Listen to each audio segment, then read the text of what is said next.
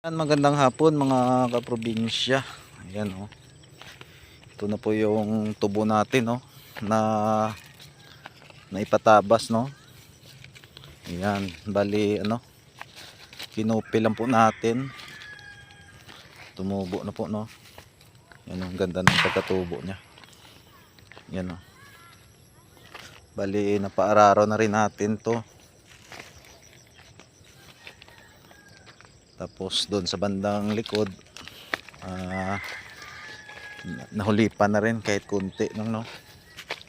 Dito siguro pag may time tayo, yung medyo tulad nito, yan, medyo madalang yung tubo, lagyan din natin ng ano, ng hulip kasi may mga binhi or patdan pa dito na natitira sa kupil dito sa dahon na tuyo.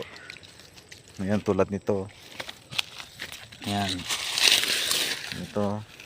Ayan, pwede pa to, mabuhay pa to. Ano, piliin na natin yung ano, yung medyo hindi pa natuyo. Ayan, bali ano pa lang siguro to, mga 2 linggo mahigit o 3. Yan, ang ganda ng tubo no, kumapal na no. Yan, kumapal na po. Yung tawag nito sa amin is kupil. Maganda din to sa ano, sa tag-init. Kapag ganitong ano, pag-cultivate ng ano, ng tubo, kasi pag dumating yung tag-init dito, yung nasa kupil hindi madali na matuyo kasi may ano po yan, hindi po siya direct na matamaan ng ano, ng init, kaya kahit papaano po ay makakasurvive yung tubo kapag ganito. Yan, bali siguro sa susunod na linggo applyan na po natin ito ng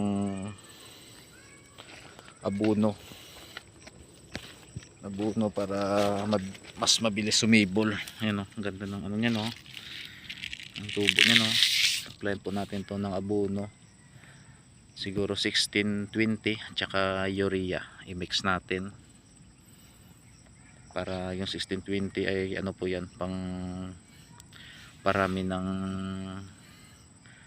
ano niya, ng gipi, pang pagipi po, pang parami ng supo. Ano, may mga tumutubo sa ano, sa luwang. Ano natin to ng double cropping pagdating ng ano, siguro May, kaya to mga 7 months pwede na to. Ayan,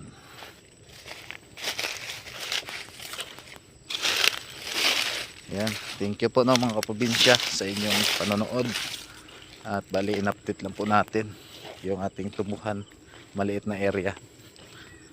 Yun, oh. Ito po yung sa kabila oh. Sa kabila na ano, iba na po yung may-ari nito. Ito yung bagong variety. 172 variety. Ito 172 na variety oh. Maganda rin, malalaki yung tubo niya sa loob oh. Tsaka kahit dito sa labas oh. Yan oh. Yan. Ang ganda no. 172 na variety. Yan oh, maganda. Tsaka mabigat po ito mga kaprobinsya. Yan. Yan, thank you po no mga kaprobinsya. Kita-kits po sa mga susunod nating update. Yan, God bless po sa ating lahat.